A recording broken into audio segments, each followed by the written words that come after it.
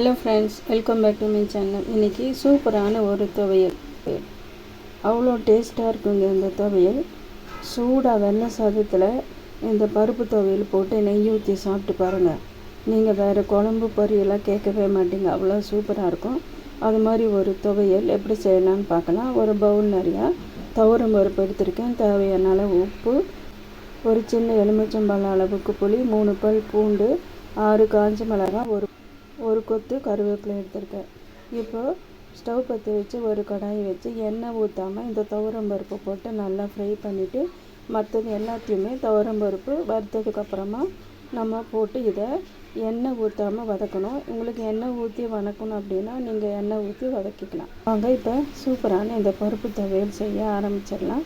உங்களுக்கு தேங்காய் வேணும்னா நீங்கள் தேங்காய் போட்டுக்கலாம், அது டேஸ்ட்டாக இருக்கும். நான் இன்றைக்கி தேங்காய் போடாமல் செய்கிறேன்.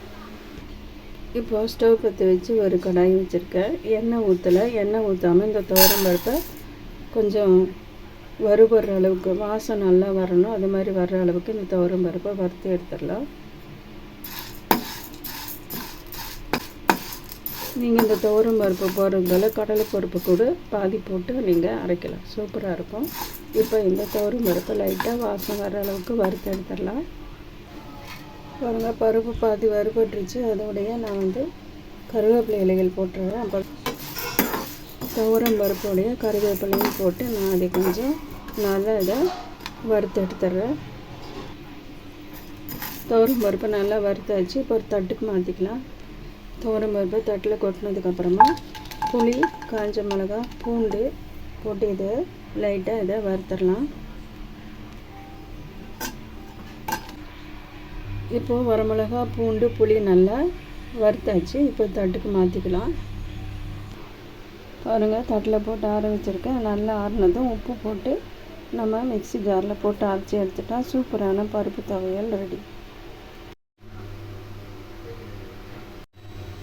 அவ்வளோதான் ஃப்ரெண்ட்ஸ், சூப்பர் டேஸ்டியான பருப்பு துவையல் செஞ்சு எடுத்துகிட்டு வந்தாச்சு. ரொம்ப டேஸ்ட்டாக இருக்கும் ஃப்ரெண்ட்ஸ். இது நீங்கள் ஒன் டைம் இது மாதிரி செஞ்சு சாப்பிட்டு பாருங்கள். இட்லி, தோசை கூட ரொம்ப சூப்பராக இருக்கும். இதே மாதிரி ரெசிபி யூஸ் பண்ணி நீங்கள் வீட்டில் செஞ்சு பார்த்துட்டு உங்களுக்கு எப்படி வந்துச்சுன்னு சொல்லி கமெண்ட் பண்ணுங்கள் ஃப்ரெண்ட்ஸ். லைக் பண்ணி, ஷேர் பண்ணி, சப்போர்ட் பண்ணி, சப்ஸ்கிரைப் பண்ணுங்கள். மீண்டும் இதே மாதிரி ஒரு ரெசிபியோட அடுத்த வீடியோவில் உங்களை நான் சந்திக்கிறேன். தேங்க்யூ ஃபார் வாட்சிங்.